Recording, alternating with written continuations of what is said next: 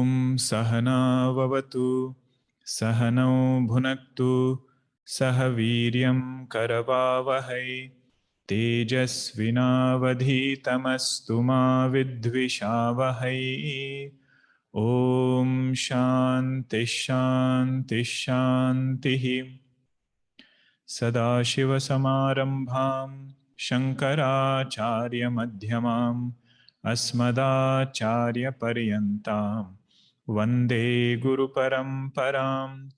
Ramo Rajamanis Sada Vijayate Ramam Ramesham Bhaje Ramena Bihata Nishacharachamu Ramaya Tasmai Namaha. Ramannasti Parayanam Parataram Ramasya Dasosmyaham. Rame Chittalaya Sada Bhavatu me Bho Rama Mamuddhara. Samasta Jana Kalyani Niratam Karunamayam. Namami Chinmayam Devam Satgurum Brahma Vidwaram. Satgurum Brahma Vidwaram. Om Apyayantu Mamangani Vak Pranaschakshushrotramatho Balamindriyani cha Sarvani Sarvam Brahma Upanishadam Maham Brahma Nirakuryam Ma Brahma Nirakarot Anirakaranamastvanirakaranam me astu Tadatmani nirateya upanishatsu dharmaha te mayi santu Om Shanti Shanti Shanti. We were seeing the portion of Ishwara Siddhi Parkarnam, one of the few places where Bhagwan Shankaracharya ji has elaborated about nature of Ishwara. The beauty of this bhashya is such that it establishes nature of Ishwara without letting go of Advaita Vedanta Siddhanta. That is a fine line between Dvaita and Advaita. The moment you say Bhagwan is different from Jiva, it becomes a totally different darshana. At the same time, if you say Bhagwan is one with Jiva, then all the analysis that we did, karma phala has to come from somebody else, you are the karta, karta cannot decide karma phala, all of that falls apart. So that is the beauty of this bhashya, that Bhagwan has presented both these things, how to look at nature of Ishvara, at the same time not letting go on Advaita Vedanta Siddhanta. Another thing to note here is, knowing the glory of the Lord should do poshanam of our bhakti. It is not interfering or it is not reducing it in any way.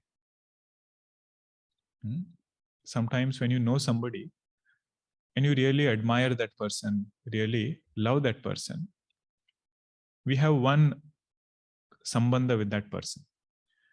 But when we know their greatness, when we know how great they are in whatever field they might be, then that same sambandha deepens.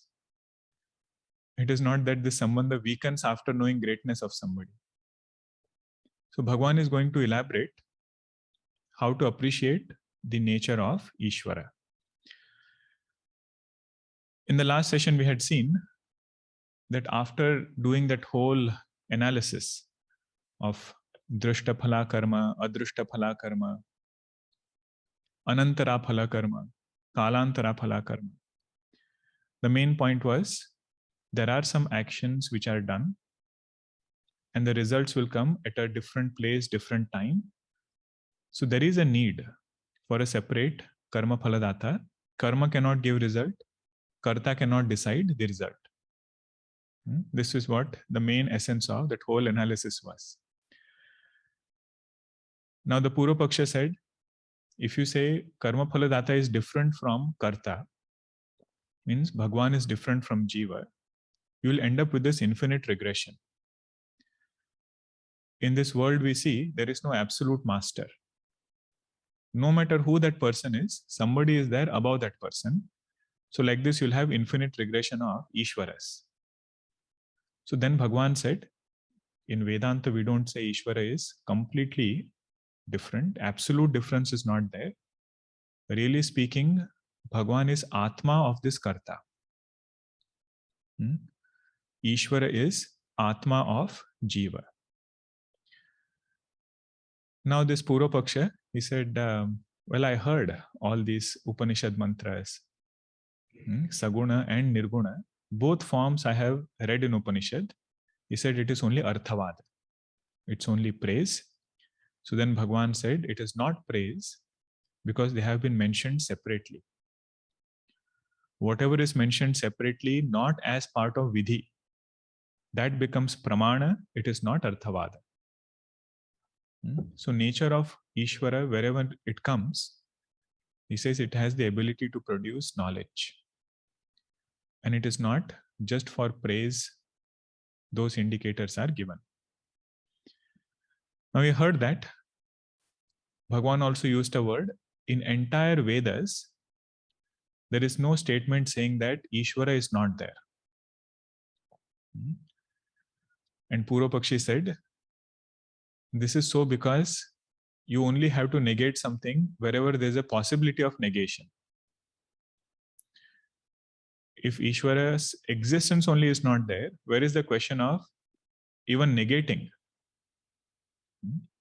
He gave the example only when there is a possibility of himsa, like in hunting. Out of raga dvesha, one should not kill an animal. He said only there you can have this injunction, na himsyat. Don't do himsa. If that king is somewhere else, you don't need this injunction. In his own palace, you don't have to go and tell him na himsyat and so on. So in the same way, he said only when there is a possibility of presence of Ishvara, then only you have the need for writing those statements. So Bhagwan said, we have already established whatever we discussed, pay attention to that. Again, I'm not going to elaborate why Ishwara's Siddhi is needed. Either you take Karma Phala standpoint or you take Upanishad standpoint, based on everything, he said we have already established. Now Bhagwan summarized the whole portion. This is what we had seen in the last session. That he said, in the beginning we saw about different types of karma, and some karmas need time to ripen. Whenever they come, there has to be some karma phala data who gives it. Then he said, don't ignore this logic. How karma phala works, don't ignore this logic and find some other reason to say why there is no Ishvara. Okay, and the last point Bhagwan said, what is the nature of Bhagwan?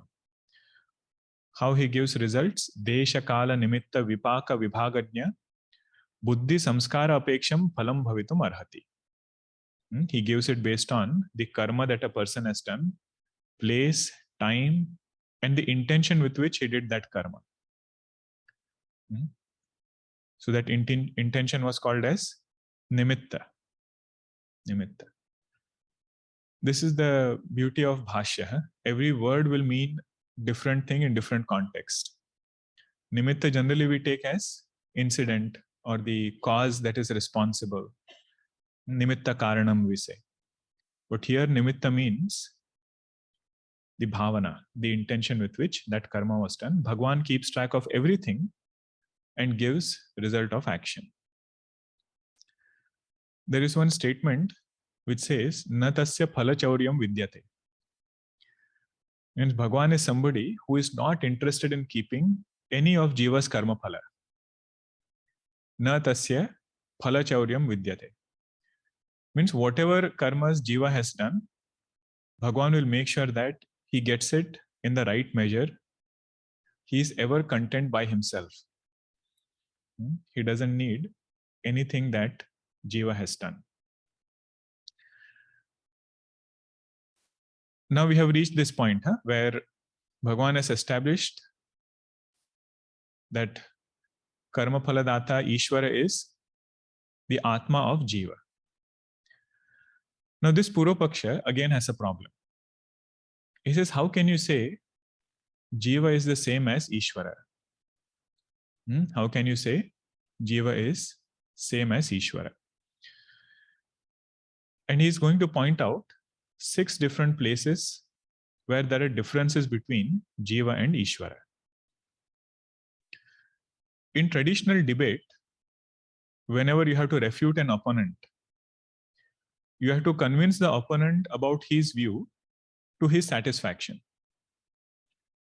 If I am refuting the opponent's point, their point should be communicated to them to their satisfaction before refuting their point. Only when I can prove that I have understood what you are saying, then only the refutation makes sense. But what happens is, while this person is elaborating the Poorva Paksha's point, even the Poorva Paksha can learn a lot about their darshana. Because they have to put it so systematically, there is no way that you can cut corner somewhere or try to use some other, it is called as chala in debate forms, that you are twisting the opponent's argument to prove your point. So none of that was allowed in traditional debate. So even if you see the debate between Mandana Mishraji and Bhagwan Shankaracharyaji, if you read Mandana Mishraji's argument, we understand a lot about Vedanta. The points that he is putting against Shankaracharyaji.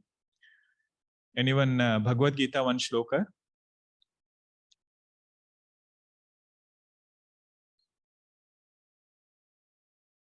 What is that verse? In 2nd chapter it comes. Natvam neme janadhipaha. Just on that verse, Ramanujacharya has written a commentary. How Vishishta Advaita Darshana alone is indicated through Bhagavad Gita, and he is refuting Advaita Vedanta Darshana. But when you read Ramanujacharya's elaboration, because he has to first prove to Advaita Vedanta that this is what you are saying and I am refuting it. Students of Vedanta can learn a lot from what he is telling about Advaita Vedanta. Similarly, over here, we know the final answer, that Jiva and Ishvara, the Bheda is only with conditioning, with Upadhi. As consciousness, they are one. But the way in which the Poorva Paksha is defining Ishvara's knowledge, Ishvara's karma, Ishvara's strength, that will give us an insight into what is Bhagwan's nature. That is what you have to appreciate in this part of Bhashya. We don't need elaboration to talk about Jiva's knowledge, Jiva's strength, Jiva's karma, because that is Anubhuta. We know how our knowledge is, how our strength is. But how will you fathom Ishvara's knowledge? The most unique one is Ishvara's karma. Our karma, we know how it is. How will we fathom Ishvara's karma? So that part, let us try to appreciate now. Jnana, Shakti, Karma, Upasya, Upasaka, Shuddha, Shuddha, Mukta, Mukta, Bhedat, Atma Bheda, Eveti Chet, Na, Bheda Drushti Apavadat, Yaduktam Samsarinaha, Ishwarat Ananya, Iti Tanna, Kim Tarhi, Bheda Eva, Samsari, Atmanam, Kasmat, Lakshana Bhedat, Ashva, Mahishavat. Whatever is in green is Siddhanti. Whatever is in other color, that is Poorva Paksha. Bhashya, this is the most important part. Huh? Who is saying what? Otherwise, it gets mixed up. And in some Bhashya, they will just keep writing without any indication. And you keep reading, and you think it is Siddhanti talking. Then finally one na will come. Iti chet, iti tan na. Then you have to again go back and read again. Okay, this is Poorva Pakshi saying. So he says, the Siddhanti says, whatever differences you are pointing out with 6 locations, Jnana, knowledge, Shakti, strength, Karma, Upasya, Upasaka, worshipper and worshipped, Shuddha, Shuddha, that Ishwara is ever pure, Jiva is impure, Mukta, Mukta, Ishwara is Nitya Mukta, Jiva is always Baddha. Bhedat, Atma Bheda eva iti chet, na. If this Bheda is there, and you say that Jiva is different from Ishwara, essentially, he says no. Why? Because Upanishad mantras have done apavada of this Bheda. That is the main logic, that is the main pramana he gives. Bheda drushti apavadat. There are several Upanishad mantras which say there is no difference between Jiva and Ishvara. He'll come back, which are the Upanishad mantras. He'll again come and explain. Now this Poorva Pakshi feels he has not gotten my point. He says, Yaduktam samsarinaha Ishwarat ananya iti tanna. Whatever you said, that Ishvara is different from this samsari Jiva, it is not the case. Why? Kim tarhi? What else then? Bhagavan is asking him. He says, Bheda eva samsari atmanam. There is Bheda between Jiva and Ishvara. Kasmat, in what way? Just like, he's very angry now, Poorva Paksha. Lakshana Bhedat, Ashwa Mahishavat. Ashwa means horse. Mahisha means a buffalo. Or you can take a cow. He could have given rose and lotus also. He says, Ashwa Mahishavat, there is Bheda between Jiva and Ishvara. Poorva Pakshi is saying this. Now this word is important to appreciate. Lakshana Bhedat. What is Lakshana? Lakshana is a precise definition of Lakshya. Lakshya means whatever object you want to indicate, that you are indicating through one Lakshana. And that Lakshana should be such that if you tell this to other person, and if he is going somewhere and bringing that object, he should be able to precisely identify what that object is. For example, you want somebody to go and bring a cow from outside, and you give him Lakshana. Cow is that which has 4 legs. Cow is that which has 4 legs. Now horse also has 4 legs, right? So if you give Lakshana that cow has 4 legs, he might bring a horse also. That is called as Ativyapti. Ativyapti means you have defined something, but in your definition, many other things are getting included. So that is called as a dosha in Lakshana. And to come up with a precise definition, that itself becomes great mananam. Right? Imagine you have to think through what are the different possibilities which might be there. What are the erroneous things which can get included? So your definition, you have to keep adding things so that you can come to that precise Lakshana. Or if you say, definition of a cow, you say cow is that which is white in color and has black spots on it. Cow is that which is white in color and has black spots on it. Now there might be a cow which doesn't have a black spot, right? So from your definition, some cows might get excluded. This is called as Avvyapti. This is called as Avvyapti. Ativyapti was erroneous things were getting included. Avvyapti is what should be included is getting excluded.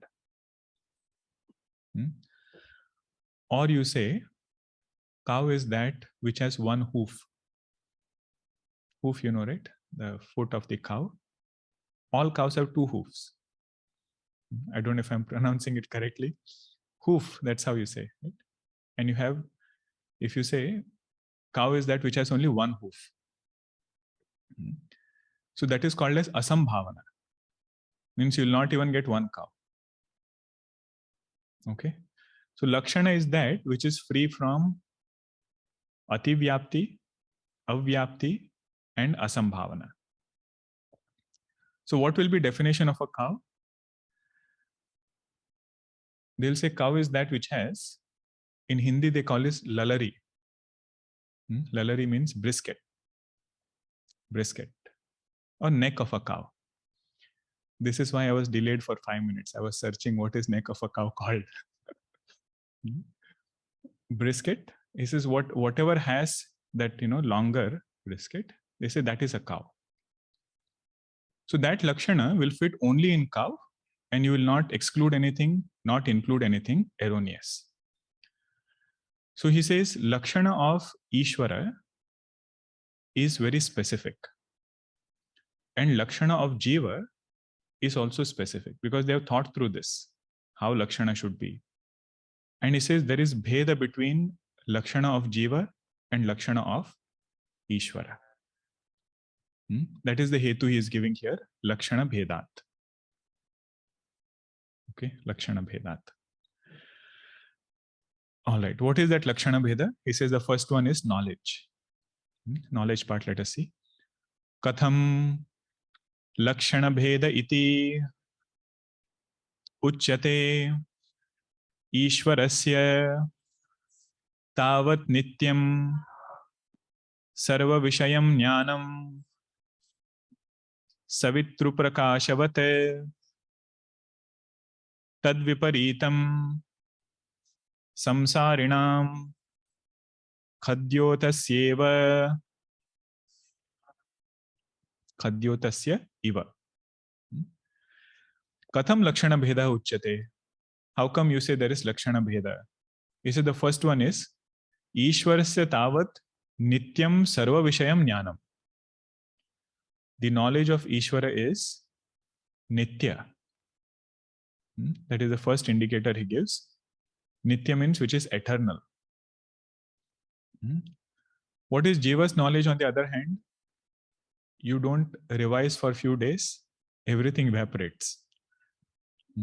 Either it is Vedanta, Sanskritam, or even our other knowledge. They say swimming is one knowledge which is not Pakshika.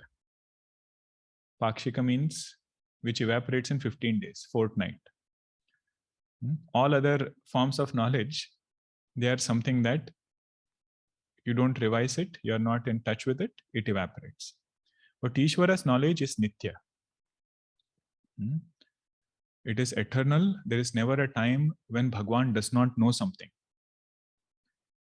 Second is, it is Sarva Vishayam.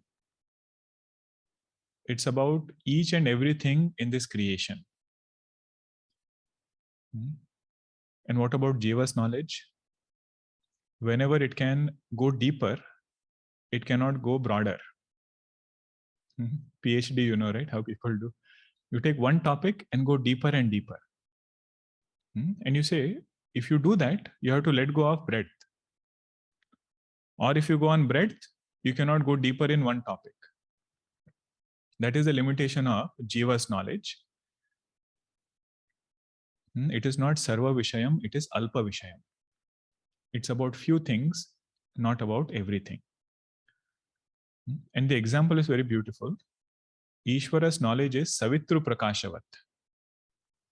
Savitru Prakashavat means it is like the sun. Both Lakshanas are there. It is eternal, like the sun. And sun doesn't shine only on few things. Sarva Vishayam. It's about everything. And what about Jiva's knowledge? Tad viparitam samsarinam khadyotasya iva. Khadyota means a glowworm. Glowworm or a firefly. This analogy Sitaji uses for Ravana in Lanka. He says, Ravana, you are like this Khadyota. And Mahatmas have elaborated. What does that Khadyota mean? What is the symbolic meaning of Khadyota? They say Khadyota is something which has light. Glowworm, it has light, but it thrives in darkness. When it is daytime, Khadyota doesn't have its power. It thrives only when there is dark, when there is darkness around. So he says, Ravana, your vritti is like that Khadyota. Because everybody else, Ravana had kept under his control. Devatas were under his control. They would ask, Varun Bhagwan would go and ask, can I shower rains now? If Ravana says yes, then only he would shower. This is what Hanumanji sees the first time when he goes to Ravana's Lanka. He says, by suppressing everybody, you want to be stronger. That is your Khadyota vritti. And second, it is said this Khadyota things, it itself is lighting up the world. So Sitaji is telling Ravana that you are like this Khadyota, you are happy in your own world. And my Bhagwan Rama is like that sun whose strength alone you are thriving upon. And you think that you are the one who is most powerful. All of this is what Khadyota vritti. That Khadyota thinks, I am lighting up the whole world. He says, in your pride of this strength, you are getting drowned more and more.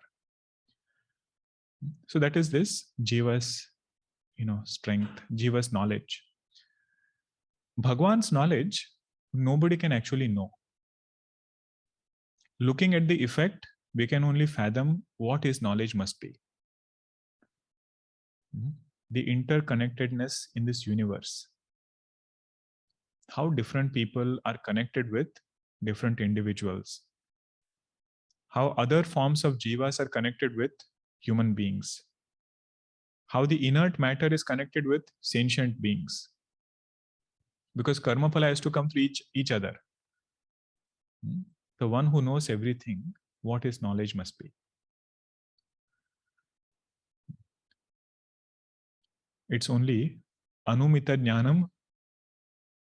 It is not known through any other means. Okay, knowledge, this is the difference. Next one is strength. Strength.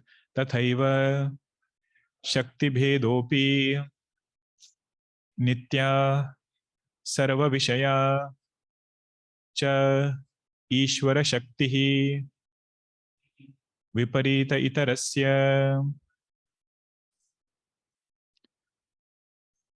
What is Ishwara's strength? Same adjectives are given.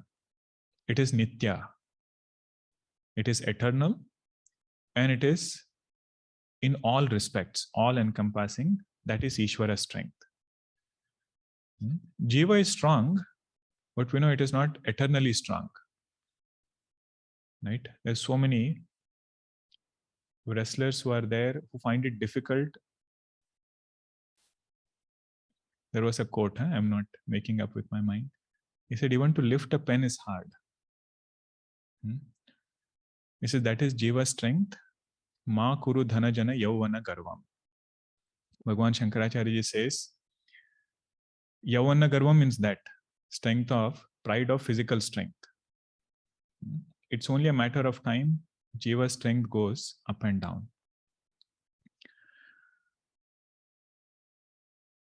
And what is Ishwara's strength? He says it is nitya, and it includes everything. In all respects, Bhagwan is strong. Imagine if there is some person who is, in a very powerful position. And if that person has somebody else to whom he listens to, what will you say? That person who is telling him things, he is even stronger than that person. Imagine if there is some power which can make even the strongest of the strongest accept karma phalas. What must be the Shakti of that power? No matter who that person is, no matter how powerful that person is, Ishwara Shakti is that because of which he can give karma phala, and when it comes, nobody can say no. That is his Sarva Vishaya Shakti. Huh? In all respects, Bhagwan is powerful. The same thing he will show in his Leelas. All of us are very familiar with Govardhana Leela. Right? Bhagwan lifted that mountain and showed everybody that he has this power which Devatas by themselves don't have. Indra Bhagwan feels, I am the one who is taking care of all these Gopas, Gopis, Gopabalas. Bhagwan through his strength shows, I am Sarva Shaktiman. And Jiva's strength, you don't have to, even elaborate. We know what is Jiva's strength like. Important thing to note here is, we are not only talking about physical strength, even mental strength. What is a strong mind? Strong mind is that which can have a systematic flow of thoughts. There are thoughts which are anukula to this jiva. Those thoughts which can rise, that is called as strong mind. If thoughts become chaotic, that you want to think about something and suddenly different thoughts keep coming. It happens even while driving. You are going somewhere and suddenly your mind is chaotic. That itself is one weakness in making a decision, in knowing where to go next, what to do next. Chaotic mind. Imagine, just to handle few things, we have to go through so many thoughts. If Bhagwan has to take care of creation, how many thoughts he will have to go through? What kind of a mind will Ishwara's mind be like with all racing thoughts? Bhagwan says this is the difference. My thinking or my karma is not like Jiva's karma, where he has to bring a thought and then he has to accomplish that particular thought through an action. He says, I don't have to do that. My karma is divine. My karma is divya. That is where we go to the next part. So what is divyata of karma? I think of this entire portion where he is pointing out the differences. This is where is the apurvata of it, the uniqueness of this bhashya. He says, what is the difference between Jiva's karma and Ishwara's karma? You see this, huh? Karma cha chit swarupa atma satta matra nimittam Ishwarasya aushnya swarupa dravya satta matra nimitta dahana karmavata raja ayaskanta prakashaka prakasha karmavaccha swatmano vikriya rupam viparitam itarasya swatmanah avikriya rupam. Avagraha means there is an a there. Bhagwan's karma, how is it? Karma cha chit swarupa atma satta matra. Bhagwan accomplishes everything by staying in his own swarupa as that Shuddha Chaitanya. Atma satta matra chit swarupa nimittam Ishwarasya. Ishwarasya karma. What is Ishwara's karma like?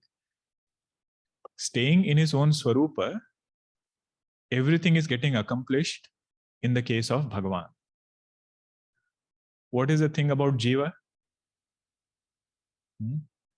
First of all, he is not in his Swarupa. Jiva sits in Ahankara. Jiva sits in Sharira. Has a Sankalpa. And he has to go and do karma to fulfill that particular Sankalpa. He says that is Jiva's karma. And what is Bhagwan's karma? Staying in his own Swarupa as Shuddha Chaitanya, he is getting everything accomplished. He says karma is happening in his Upadhi, not really in him.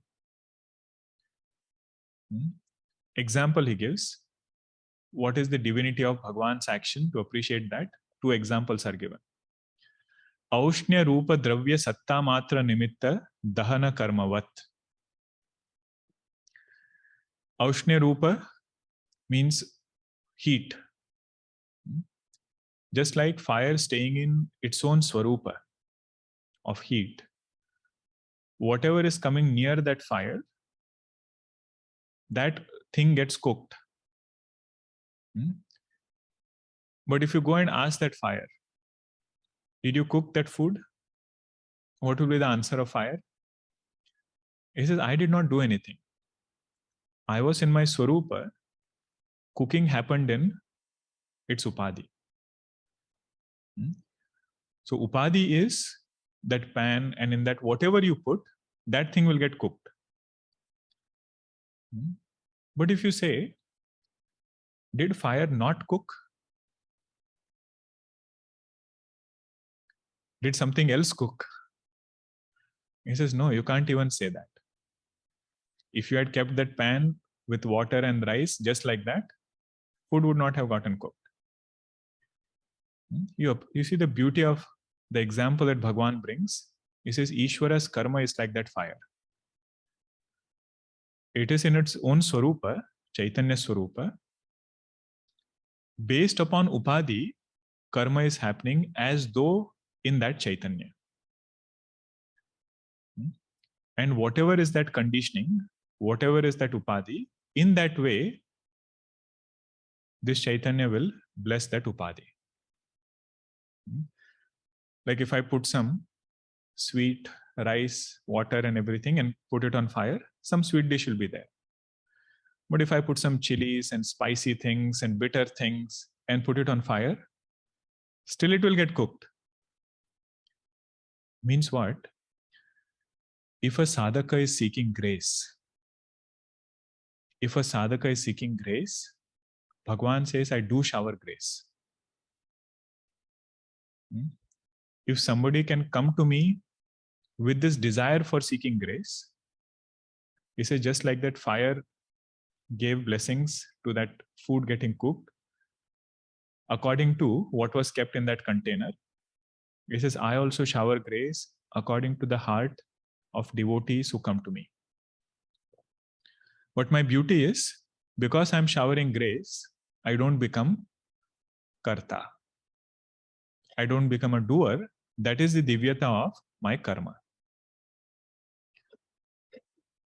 It is said, if you have to appreciate Avataravada or Ishwara's karma, one has to appreciate Jivan Mukta's karma.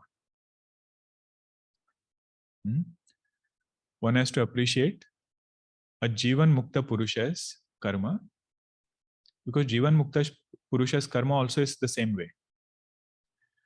Staying in their own Swarupa, they are able to accomplish everything else. Without becoming karta, they are still able to accomplish karma. What is such kind of karma called as? Agami karma. Agami karma. Tattva Bodha we saw it. After knowledge takes place, whatever karma is done by the Jivan Mukta Purusha is called as Agami karma.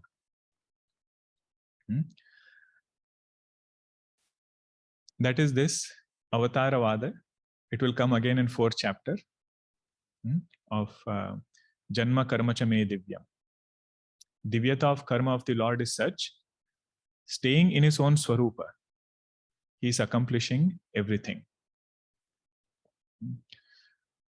Dahana Karmavat, Raja Ayaskanta Prakasha Karma Vacha. Ayaskanta, another example is of a king. In the proximity of a king, everything happens. He doesn't have to himself go and do things. Just the example, relevant part we should take. Huh? Don't say that, oh, the king might have told them before. That is why things are happening. Don't take that part. And Ayaskanta is the magnet. Shankaracharya's time is giving example of magnet. Huh? He says just that magnet attracts iron filings. But you ask that magnet, did you really attract it? He says, no, whatever came in my proximity, I was in my Swarupa. Result happened because of that Upadhi. Because right next to that magnet, a piece of clay was also there. That didn't get attracted. So he says, karma in Ishwara is without kartrutva. But most importantly, whatever we are seeking from the Lord, Bhagavan says, I bless that devotee with that particular result. One cannot deny this part also. That if somebody has sought grace from the Lord, Bhagavan says, with Upadhi, I do give grace. But because I'm giving grace, I have not become Karta. Now this is said by whom? Poorva Paksha. Huh? Poorva Paksha is defining nature of Ishwara. But as students of Vedanta, we can benefit. That how does Bhagavan perform karma? When Naradji goes to meet Bhagavan in Dwaraka, Bhagavan Krishna is in Dwaraka, Naradji feels 16,008 wives. I wonder what Bhagavan is doing. So he wants to go and see how Bhagavan is managing. You know that story, right? In one home, Bhagavan does, Pada Puja of Naradji. In another home, Bhagavan is getting ready for Yajna. Because as a Grahastha, he is doing that Yajna in the morning. Third home, he is playing Shataranj, chess. And somewhere else, he is getting ready for court. Third place, he is sitting with Brahmanas doing Shastra Charcha. Finally, he tells Naradji, even though doing everything, really speaking, I am not doing anything. Means what? In every home, the conditioning of the devotee was different. According to that conditioning, Bhagavan appears appropriately. But if you ask him, are you really doing something? Are you really doing karma? He says, I am in my Swarupa, which is Shuddha Chaitanya. That is the Divyata of Bhagavan's karma. Okay. So two main takeaways from this part, that if one seeks grace from the Lord, one will get it. One cannot say the fire did not cook the food. Fire did cook it. But at the same time, if you think that Bhagavan becomes Karta, just like a Jiva, he says, no, Bhagavan's karma is divine. That is his Divyata. Okay. I don't know how it happens like this. Whenever we study multiple texts, everything kind of is explaining each other. That one verse, Janma Karma Chame Divyam, this is the elaboration of Divyata of Karma of the Lord. 4th chapter. Now this idea has been mentioned in several other places. More we study the grammar part of Vedanta, the literature is very joyful. You see in Shiva Gita, he says, who is Lord Rama? Binu pada chalai sunai binu kana. Without feet he walks. Without ears he listens. Kara binu karma karai bidhinana. Without hands he does karma, and different types of karma he does. Now how will you appreciate this line, or how will you open up this line? In his true essence, Ishwara is Shuddha Chaitanya. He has no upadhis of any kind. He has no hands, no legs, no upadhis from his own standpoint. But you cannot say he is not walking. Binu pada chalai. He is walking also. Sunai binu kana. He is listening also. He is doing everything, but that is only from bhakta supadi. So with other upadi, from that particular standpoint, he is saying the same Nirguna Chaitanya appears to be taking all these upadis. In essence, he says he is drashta, he is witness of thoughts. One with Jiva. Anana rahita sakala rasa bhogi. Without mouth he eats. Binubani bhakta badajogi.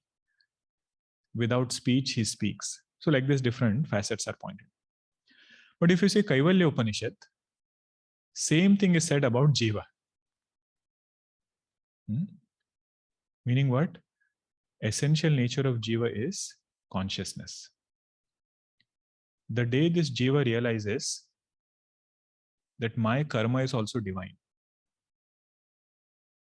My karma is also divine. Bhagavan says that day this Jiva is liberated. Why? Because Jiva's essential nature is Chaitanya. So you see what is said here. Apani padaha aham achintya shakti. Aham is said. I don't have hands and legs. Pashyami achakshuhu. I see without eyes. Sa shrunomyaha shrunomi akarnaha. I listen without ears. Aham vijanami vivikta rupaha. Without any of these conditionings, I am knowing many forms. Nachasti vetta mamachit sadaham. There is no other knower. It is this consciousness alone which is playing all these roles. That is the beauty. Whatever is said for Tatpada as divine, the day we understand it for Tvampada, means Mahavakya Vichara becomes clear. That itself is called moksha. This is the second line of that verse, Bhagavad Gita verse.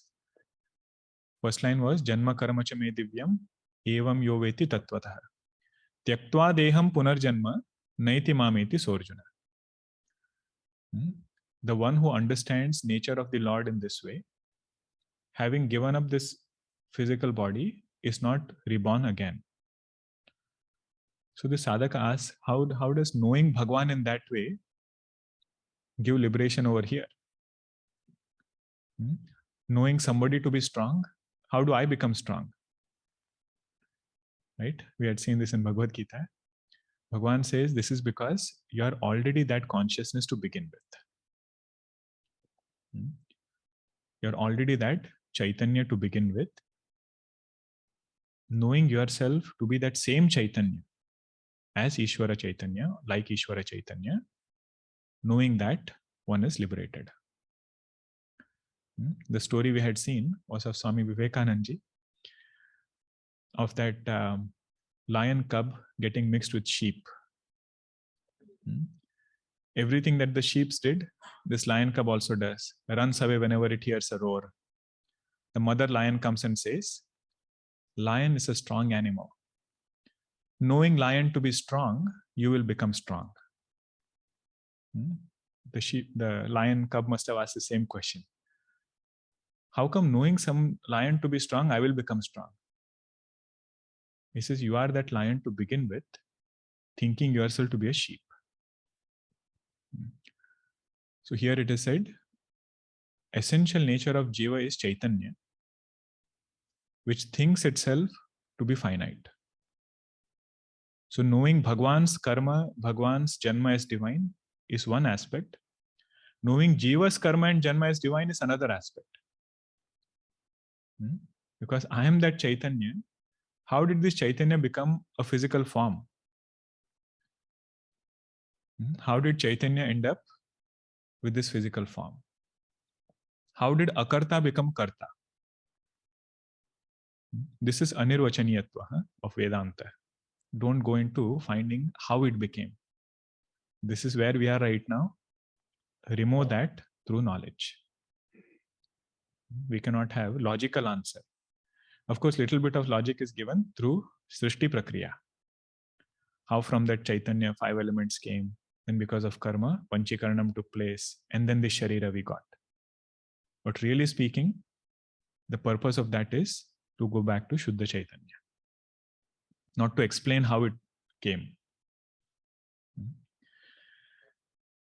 Now there are a few other differences which are also pointed out. Upasita iti vachanat upasya Ishwarah Guru Rajavat. As I said, the main portion of this bhashya was the previous one, divinity of karma. Other we are very familiar with. He says Ishwara is upasya. And Shastra also say one should do upasana of Ishwara. How do you say that Jiva is same as Ishwara? Upasya is always worshipped, Jiva is worshipper. Meaning what? Jiva seeks ashraya. Upasaka here refers to the one who is seeking support. And Ishwara is the one in whom we are seeking support. He says, how can both be same? One who is seeking support and that in which support is sought, they cannot be one and the same. Poorva Paksha is saying. Upasakaschaitaraha shishya bhrutyavat. If there is a king and there is somebody serving the king, how can both be same? The one who is serving is seeking support in the king. Apahata papmadi shravanat nitya shuddha ishvaraha. He said nature of Ishwara is apahata papma, one who is ever pure. On the other hand, what about Jiva? Jiva has to do punya karma to become pure. He is quoting Upanishad mantra.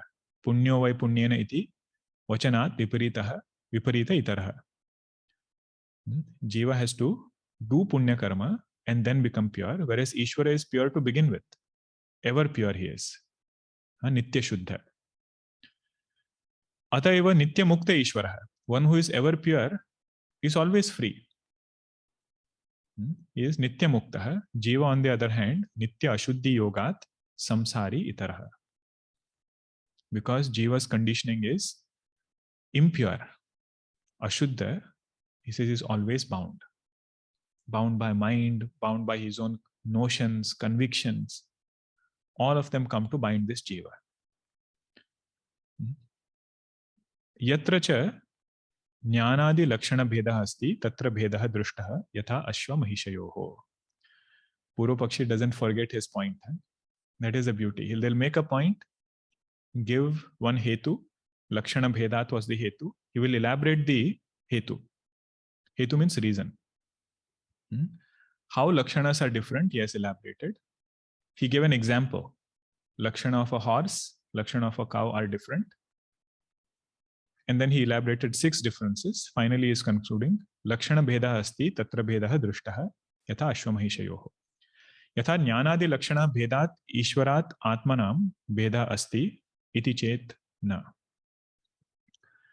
Bhagavan is only answering one word, no. Because of this jnanadi lakshana, if you say that between Ishwara and Jiva there is bheda, he says no, one cannot say that. Okay, these are just the differences which were pointed out. Are you all fresh to listen to one more point about this? It's a very good segue into the next part. What has been the discussion so far?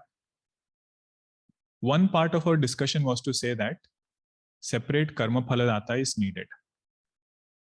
Karma cannot be giver of results. Karta cannot decide the results. So you need karma phaladata who is different. But if you say is completely different, then you ended up with this problem of regression. Infinite regression, right? Swami is there, Sevaka is there. Like this, Swami will be infinite. We'll keep finding somebody other. That will be the problem. Then Bhagavan said, really speaking, Ishwara is Atma of Jeeva. Ishwara is Atma of Jeeva. They are not absolutely different. Now Poorva Paksha again said, how do you say Ishwara is Atma of Jeeva? He said there are so many bhedas. Okay, so he pointed out 6 bhedas. Now Bhagwan in one line gives a master stroke of entire Advaita Vedanta. He says, please appreciate what we are trying to say when we make the statement, Ishwara is Atma of Jeeva. What is Vedanta really trying to say when we say Ishwara is Atma of Jeeva? He says, let's take an example. Rope snake. Okay. This is one of the best image of rope snake I've found. Very close to our Vedantic purpose. If you make the statement, rope is Atma of snake. Rope is Atma of snake. What are we really trying to say here? There is nothing really called as snake. Really speaking, there is nothing called as snake. True or not? Snake is an illusory thing. I should understand through this statement. Rope is Atma of snake. The essence of that illusory snake is rope. When I make that statement, I have to come to this conclusion that, really speaking, there is no snake. So now he says, consciousness with individual conditioning is called Jiva. Same consciousness with total conditioning is Ishvara. If you have studied Vedanta Sara, conditioning will become easier to appreciate. Sthula, Sukshma, Karana at Vyashti level and at Samashti level. Consciousness with Vyashti conditioning is called as Jiva. Consciousness with Samashti conditioning is called as Ishvara. Now you see, the statement, Ishvara is Atma of Jiva. Ishvara is Atma of Jiva. When we make that statement, what we are really trying to say is, Jivatva is Mithya. Jivatva is Mithya. Just like in that other statement. Rope is Atma of snake. Means what? Snake is Mithya. So here also, when we say Ishvara is Atma of Jiva, he says we are not trying to do anything to Ishvara. What we are trying to do is remove Jivatva from this Aham. And then Bhagwan challenges that Poorva Paksha. He says, without taking any of these conditionings into account, without taking gross body support, subtle body, and causal body, try to define Jiva. He says, try to define Jiva minus conditionings and see what you get. He says that what remains, that is Ishvara. So this is the main part now. From here on, we'll again reflect on this verse. But it's a very beautiful thought to meditate upon. That's what we took for today's meditation. Think about Aham without conditionings. And to start with, we can take physical body and see what we get.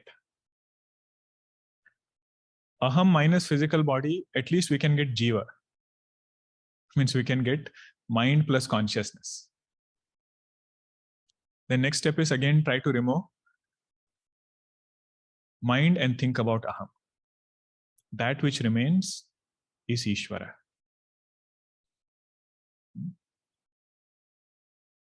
Shiva Gita, this is the teaching. This is how that whole thing unfolds. Lord Shiva says, Parama Prakashaka, that is my Rama. Vishaya Karana Sura Jeeva Sameta. Sabate Eka Eka Sacheta. Starting from Vishayas to sense organs to mind, each thing expresses more sentiency. सबकर परम प्रकाशक जोई Ram अवधपति so mama soyi. That Bhagwan Rama is the illuminator of thoughts, the one who is Parama Prakashaka. And same Bhagwan I love so much as Bala Rupa Rama. That's how Lord Shiva gives this teaching to Parvati ji. So Advaita Vedanta Siddhanta is also very much intact, and we can benefit from devotion in our life. Okay, both facets are there. More will continue in the next session. Om Purnamada Purnamidam Purnat Purnamudachyate Purnasya Purnamadaya Purnameva Vashishyate. Om Shanti Shanti Shanti. Hari Om Shri Gurubhyo Namaha. Hari Om. If possible, I would encourage all of you to review the slides. I'm going slow on this portion because this material will not get anywhere else. So you might as well look at every word. And it's a flow of thoughts. What I felt for myself is graphics help to have a good flow of thought. And even the splitting of sandhis. So if you look at the previous two classes before coming, it will be a very nice flow of thought into coming into the class. Okay. Hari Om, everyone.